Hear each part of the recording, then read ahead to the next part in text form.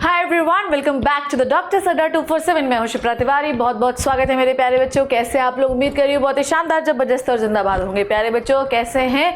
आज की कहानी जो मुझे सुनानी आपको सुनना है शिप्रा मैम की ज़बानी। और आज हम बात करने वाले हैं आपके नीट में रैंकिंग नंबर 2 के कॉलेज की, जिसका नाम है भाई साहब AFMC, एयरफोर्स मेडिकल कॉलेज के बारे में। बच्चों it is very very important to know each and everything AFMC के बारे में, और इसके स्कोप्स भी जानिए कि अगर आप AFMC से MBBS करते हैं तो आपको फ्यूचर में क्या स्कोप मिलते हैं।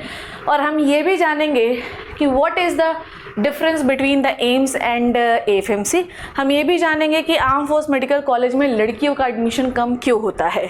ठीक है, ये सारी चीज़ें आज मुद्दा है। मैं आपको सब कुछ बताऊंगी। फीस स्ट्रक्चर क्या है, क्या फैसिलिटीज़ होती हैं, क्या क्या फ़ायदे हो सकते हैं और किस तरीके से आप AFMC में जा सकते हैं। Arm force medical college Pune में स्थित है। सबसे पहले हम बात करते हैं कि किस एज लिमिट तक के लोग जा सकते हैं। 17 से 24 साल तक के लोग जा सकते हैं इसमें आपका PCB physics chemistry biology plus English में मिनिमम 60% मार्क्स होने ही चाहिए। प्लस उसके बाद आपका ये क्यों लिखा है, ये आपका P plus chemistry plus biology में मिनिमम 50% होना चाहिए। इंग्लिश जोड़ दोगे तो 60% होना चाहिए। साथ ही साथ जो आपकी 10th है ना, वो आपकी नॉर्मल मैथ से होनी चाहिए, जनरल मैथ से नहीं होनी चाहिए। ठीक है, ये आपका है एज एंड द क्वालिफिकेशन। तो ये आपकी क्वालिफिकेशन होनी चाहिए, जो कि सही है, मतलब इतनी क्वालिफिकेशन तो आप ला ही सकते हैं। ठीक है, तो ये है आपका एज एंड द क्वालिफिकेशन जो आपको AFMC जाने में मदद करेगा। तो 60% मार्क्स तो आप ला ही सकते हैं, तो वो ले आइए। अब उसके बाद AFMC में आपको एडमिशन कौन देता है? AFMC में एडमिशन आपको नीट एग्जामिनेशन के थ्रू मिलेगा। MCC जो जनरल काउंसलिंग कंडक्ट कराती है, उसमें AFMC भी उसी के अंदर आता है। ठीक है, साथ ही साथ AFMC में ज़रूरी नहीं कि इंडिया के बच्चे जाए, साथ ही साथ जो साथी दोस्त हैं हमारे देश, वहाँ के भी बच्चे आ सकते हैं। ठीक है, जैसे कि बांग्लादेश, जैसे कि नेपाल। यहाँ पर आर्म फोर्स मेडिकल कॉलेज में जाने के लिए आपकी शादी नहीं होनी चाहिए और मिनिमम 17 साल होनी चाहिए और मैक्सिमम 24 साल होनी चाहिए। ठीक है, तो ये मैंने आपको बता ही दिया। PCB में minimum 60%, PCB 50%, 10th normal math से होना चाहिए। ठीक है, और नीट UG में ऐसा ना हो आपके मार्क्स जो है, मैं आपको कट ऑफ बताऊंगी लास्ट ईयर का क्या है। इस साल के कट ऑफ तो आसमान फाड़ के बाहर ही हो गए हैं। तो कट ऑफ जो है वो पार होना चाहिए और इनके क्राइटेरिया पार होंगे तभी आप इसमें एडमिशन ले सकते हैं। ठीक है, ओके। आपको क्वालिफिकेशन मैंने बता ही दिया। अगर आप इस कॉलेज में एडमिशन लेना चाहते हैं तो आपको MCC की वेबसाइट में काउंसलिंग होने वाली है, तो वहाँ रजिस्ट्रेशन करना पड़ेगा। ठीक है, अब इस एग्जामिनेशन को आप नीट का एग्जामिनेशन पास करना ही इंपॉर्टेंट नहीं है। इसमें कुछ रीजनिंग, कुछ साइकोलॉजिकल टेस्ट, इंटरव्यूज़ और आपके मेडिकल एग्जामिनेशंस होते हैं काउंसलिंग के पहले का। मतलब आपका कॉलेज जब आप एडमिशन लेने जाएंगे तो काउंसलिंग में आपको मान लीजिए AFMC अलॉट हुआ है, तो आप जाओगे तो आपको ये सारे टेस्ट देने होंगे। तब आप जब पास होगे तभी आपको एडमिशन मिलेगा। वो एग्जाम क्या है? TOELR PAT, ये मैं आपको बताऊंगी। साइकोलॉजिकल असेसमेंट टेस्ट क्या है, और आपका test of English, reasoning and आपका लैंग्वेज। ठीक है, आइए देखते हैं। नेक्स्ट इज, इसमें जब आप एडमिशन लेंगे तो आपकी मार्कशीट्स होनी चाहिए। ठीक है, आपके NCC के सर्टिफिकेट होने चाहिए अगर हैं तो ओरिजिनल, नीट एडमिट कार्ड होना चाहिए और आपके स्पोर्ट्स सर्टिफिकेट भी होंगे जो आपको यहाँ पर एडमिशन देने में मदद करते हैं। मान लीजिए 2 कैंडिडेट्स है ना, 2 सेम है, बढ़िया सब कुछ है, कोई दिक्कत नहीं। जिनके पास स्पोर्ट्स सर्टिफिकेट, NCC का सर्टिफिकेट होगा, उन्हीं को माना जाता है कि ये ज़्यादा फिट है, उन्हीं को एडमिशन मिलेगा। ठीक है, अब समझिए, जब मान लीजिए आपका एडमिशन, पहले मैं आपको एडमिशन का प्रोसेस बता देती हूँ। 1 साल में टोटल 150 स्टूडेंट को लिया जाता है AFMC में। ठीक है, कितने स्टूडेंट्स को बेटा लिया जाता है AFMC में? 150 स्टूडेंट को 1 साल में लिया जाता है। 145 Indians and 15 firms the foreign country. और ये फॉरेन कंट्री जो होंगी ये इंडिया की दोस्त कंट्री होनी चाहिए। ठीक है, जैसे नेपाल, बांग्लादेश, ये सब। ठीक है, बॉयज़ कितने होते हैं? 115 और गर्ल्स होती हैं 30। अब आज आपको AFMC का जब मैं ये पूरा समझा दूंगी तो मैं आज आपको एक मोटिवेशनल स्टोरी अपने रियल लाइफ की बताऊंगी कि कैसे एक नॉर्मल लड़की AFMC पुणे पहुंची। ठीक है, वो मेरी ही फ्रेंड थी। आउट ऑफ 145 सीट्स में 10 सीटें जो होती हैं वो SC कैंडिडेट्स, ठीक है, उनके लिए रिजर्व रहती है। ठीक है, आ जाइए अब प्रोसेस समझ लीजिए। काउंसलिंग के लिए क्या प्रोसेस होती है? MCC, ठीक है, ओके।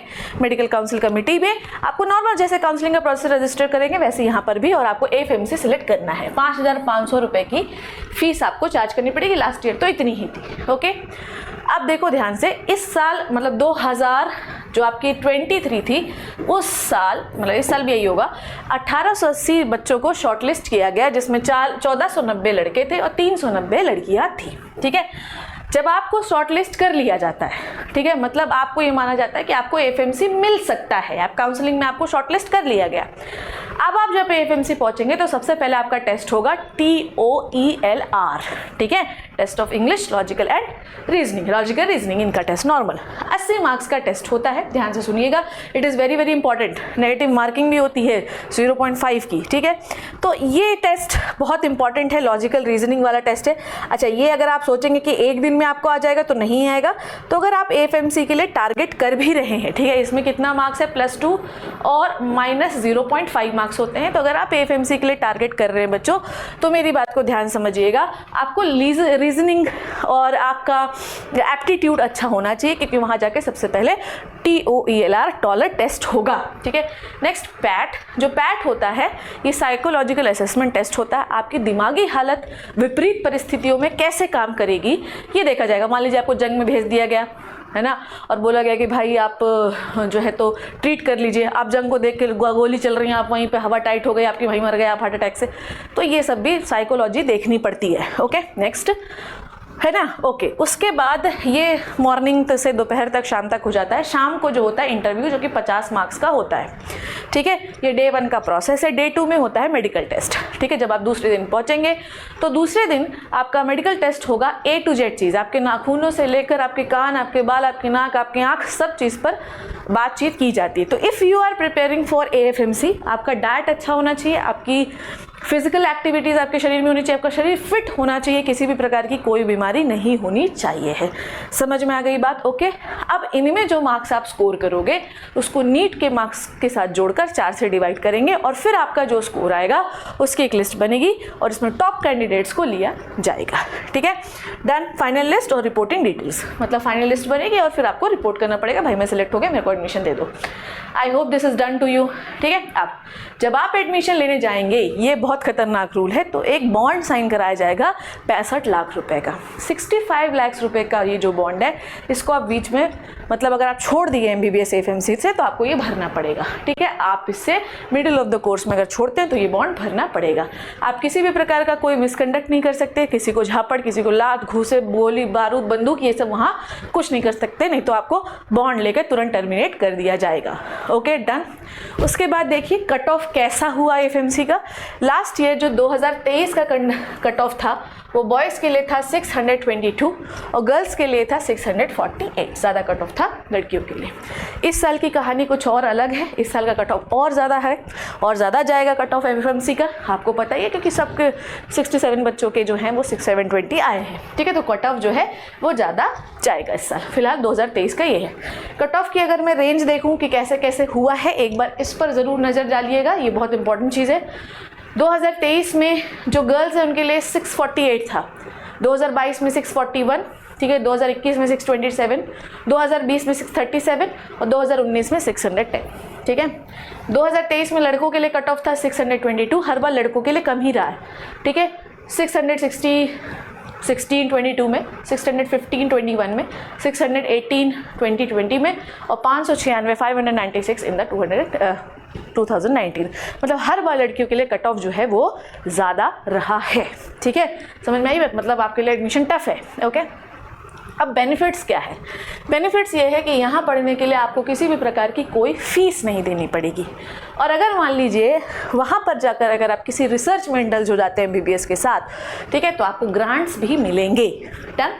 उसके बाद आपको हर साल कपड़े सिलवाने के लिए 6,000 रुपये मिलते हैं, एक बार मिलता है, मतलब एक बार ड्रेस बनवा लीजिए, और उसकी रिपेयरिंग के लिए हर साल 1250 रुपये मिलते हैं। ठीक है, रिपेयरिंग करवाते रहिए, उसकी 6,000 रुपये एक बार मिल जाएगा आपके ड्रेस के लिए, सिला विला लीजिए, और हर साल जो है वो आपको 1250 रुपये रिपेयरिंग के लिए मिलेगा। बाल कटवाने के लिए 140 रुपये, ठीक है, बुक्स और इक्विपमेंट्स खरीदने के लिए 4,000 रुपये, वॉशिंग के लिए 560 रुपये, है ना, और उसके साथ साथ आपको 1,800 रुपये और जो है तो एक्स्ट्रा मिलेंगे। ओके ओके, AC का जो है तो टिकट मिलेगा जब भी आप 2 बार अपने 1 साल में घर जाएंगे, समर और विंटर्स में। डन है। तो ये आपके बेनिफिट्स हैं वहाँ एडमिशन लेने के।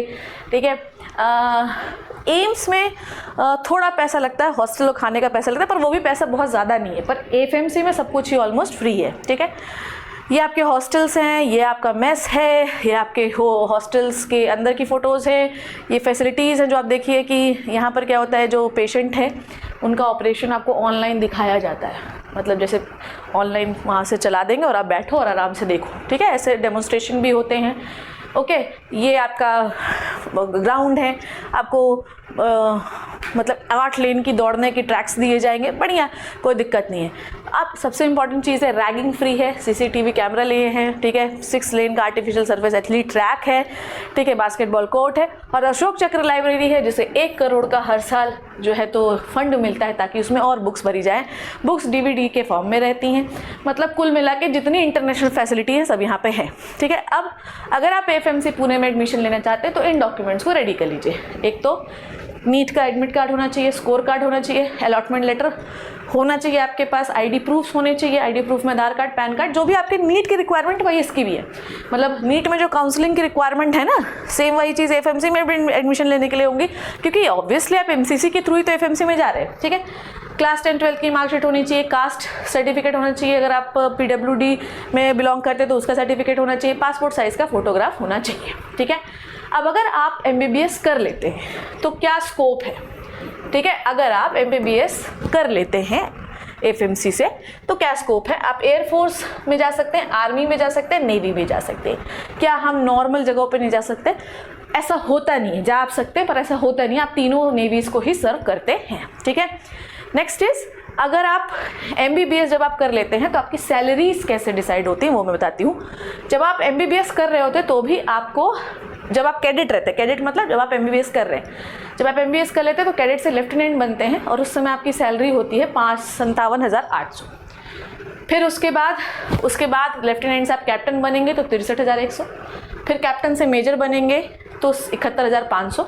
मतलब बेसिकली MBBS के बाद जो इंटर्नशिप होती है, इंटर्नशिप में आप क्या है, लेफ्टिनेंट से कैप्टन बन जाओगे और वहाँ पे 63,000 सैलरी रहेगी। और उसके बाद जब आप कैप्टन 4 साल कर लोगे तो मेजर बनोगे, 71,500 सैलरी होगी। 7 साल जब आप मेजर सर्व कर लोगे तो आप लेफ्टिनेंट कर्नल बनोगे और सैलरी होगी 1,24,800। उसके बाद colonel, brigadier, major general, lieutenant general, ये आप अपने वहाँ पे इंटरनल जो होते हैं इंटरव्यूज़, एंट्रेंस, इन प्रोसेस के थ्रू बनते हैं। मतलब ये जो 3 स्टेप्स हैं ये आपकी मेहनत से आप बनोगे। ये जो है जनरल स्टेप है और आपकी जो सैलरी है वो 2-2.25 लाख तक पहुँच जाएगी। तो शुरू करोगे 57,000 से 2.25 लाख तक सैलरी पहुँच जाएगी। अब बच्चों के मन में ये सबसे बड़ा सवाल आता है कि एम्स ले या एफएमसी ले। हमेशा याद रखो कि जीवन में जो नेवी है इंडिया में, बेसिकली हम किसी भी नेवी को सर्व कर रहे हैं, हम नेशन को सर्व करते हैं, लोग ये कहते हैं। तो जब भी हम नेशन को सर्व करते हैं तो लोगों की आंखों में इज्जत ऑलरेडी बढ़ जाती है। ठीक है। तो आप बोलोगे ना एयरफोर्स मेडिकल कॉलेज एफएमसी से पढ़े, इज्जत और बढ़ जाएगी। ठीक है।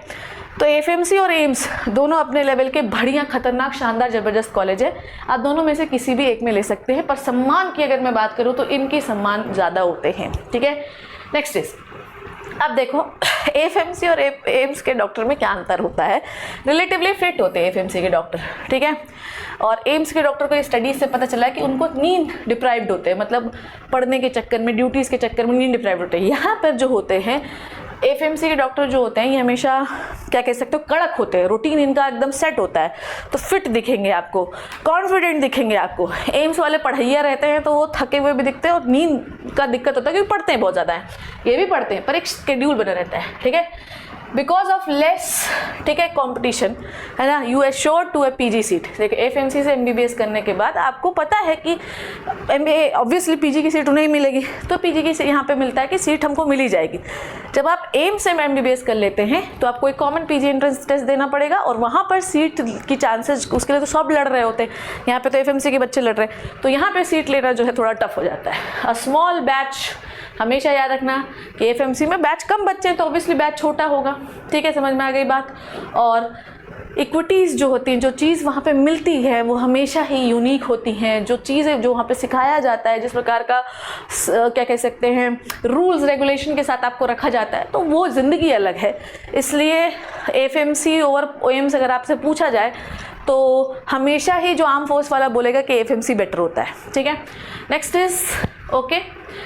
यहाँ पर आप कुल मिला के देखो, ऐसा है, मैं सीधे आपको बताऊँ, एफएमसी में बच्चे कम हैं। ठीक है, मैं आपको 3 पॉइंट बताती हूँ। एफएमसी पे बच्चे कम हैं, एम्स बहुत सारे हैं, बच्चे बहुत सारे हैं, एफएमसी एक। एफएमसी में एडमिशन लेने के बाद आपको प्राइड फील होगा क्योंकि you are serving to nation, directly nation, to military. ठीक है, ऐसा नहीं है एम्स भैया आप भी नेशन की सेवा ही कर रहे हो, एम्स वाले बच्चे भी डायरेक्टली मिलिट्री को सेवा कर रहे हैं। ठीक है, ओके। नेक्स्ट, एफएमसी में रूल्स रेगुलेशन इतने अच्छे हैं कि आपकी बॉडी हमेशा फिट एंड फाइन रहेगी। ठीक है, कोई दिक्कत नहीं, और पीजी की सीट जल्दी मिल जाएगी, बस ये फ़ायदा है। दोनों में से कौन अच्छा है? दोनों अच्छे हैं, नहीं तो एम्स वाले जो है मेरा गला दबा देंगे। ठीक है, कुल मिला के ये बात हुई। ठीक है, अब लड़कियों के लिए सीट कम क्यों होती है? हर आर्मी में ये कोई मतलब यहाँ पे बोला गया है कि ये ज़रूरी नहीं है। देखो, ऐसा नहीं कि इन्होंने जानबूझ के ऐसा किया है, क्योंकि आर्मी में लड़कियाँ कम जाती हैं, कम सर्व करती हैं, इसलिए जनरली हम लोगों ने कम सीटें रखी हैं। बस इसमें कोई पक्षपात नहीं किया गया कि लड़कियों के लिए कम सीटें क्यों रखी गई है। आर्मी में लड़कियां कम सर्व करती हैं, इसलिए कम सीटें रखी गई। कंपटीशन का जो रेशियो है वो एक जैसा होना चाहिए ना, कि अगर मान लीजिए एक्स कंपटीशन लड़कों के लिए है तो एक्स कंपटीशन लड़कियों के लिए भी होना चाहिए। अब लड़कियां कम बैठेंगी तो सीट इसीलिए कम होती है, लड़के ज़्यादा बैठते हैं इसलिए उनके लिए सीट ज़्यादा है। सीधी बात है, प्रोपोर्शन है। तो ये हुआ आपका फी स्ट्रक्चर, कैसा फी स्ट्रक्चर होना चाहिए, कैसे आप जा सकते हैं। ठीक है, तो कुल मिला के नॉर्मल काउंसलिंग में ही आपको एफएमसी के लिए रजिस्टर करना चाहिए। ठीक है, आप ध्यान रखिए कि आप एफएमसी के लिए तभी रजिस्टर करिए जब आपका लॉजिकल रीजनिंग फिटनेस सब ठीक हो, उसके पहले ना करिएगा। ठीक है, अब मैं आपको सुनाती हूँ एक स्टोरी। मैं इंडिया के one of the most renowned coaching centre में कोचिंग करती थी when I was taking drop. ठीक है, वन ऑफ माई फ्रेंड, ठीक है, मैं नाम नहीं लेना चाहूँगी, वो सुबह आती थी। तब जब मैं पढ़ती थी तो एक किताब चलती थी, अभी भी चलती, दिनेश। अभी आपको पार्ट्स में दिनेश मिलती है बायो की, पहले इतनी मोटी एक दिनेश आती थी। ठीक है, एंड दैट गर्ल, आपको मैं एक बहुत हैरानी सी चीज़ बताऊँ, पहले स्टेट पीएमटीज अलग होते थे। उस लड़की का 2-3 जगह के स्टेट से डोमिसाइल बनवा के दिया। आपको पता है उसका अब खुद के ही स्टेट पीएमटी में नहीं हुआ। ठीक है, एम्स में नहीं हुआ, उसका किस में सिलेक्शन हुआ? एफएमसी में। वो एफएमसी मतलब सोचिए, उसको दिनेश की जो किताब थी उसका एक क्वेश्चन पेज नंबर सहित याद था। ठीक है, बहुत ही ब्रिलियंट लड़की थी वो, और बहुत ही, मैं ये कहूँ कि बहुत ही डिसिप्लिन्ड लड़की थी। जैसे एफएमसी को चाहिए होते वही क्राइटेरिया थे, एकदम फिट फाट थी, दौड़ना, क्योंकि उसको पता था कि उसका एक वन ऑफ द एम था कि उसको एफएमसी में जाना है। तो सुबह 6 बजे हमारी क्लास होती थी, तो 4 बजे उठ के दौड़ना, अपने आप को साफ रखना। ठीक है, इंग्लिश बोलने की स्किल्स को डेवलप करना, साथ ही साथ रीजनिंग और इंग्लिश पढ़ना, क्योंकि उसको टेस्ट देने थे। ठीक है, अपना दिमाग जो है उसको मजबूत करने के लिए योगा करना। तो वो पहले से ही ये सब चीज़ें तैयारी करती थी, क्योंकि उसे एफएमसी जाना था। ठीक है, तो एक दिन FMC selection is not the one day process. आपको अगर दिमाग में बना रहे हो कि एफएमसी जाना है तो तैयारी अभी से शुरू कर दो। So this is all about the FMC Pune selection process, eligibility criteria, about the facilities and about everything. I hope you learn and enjoyed the video मेरे प्यारे बच्चों। Thank you so much, take care and bye bye.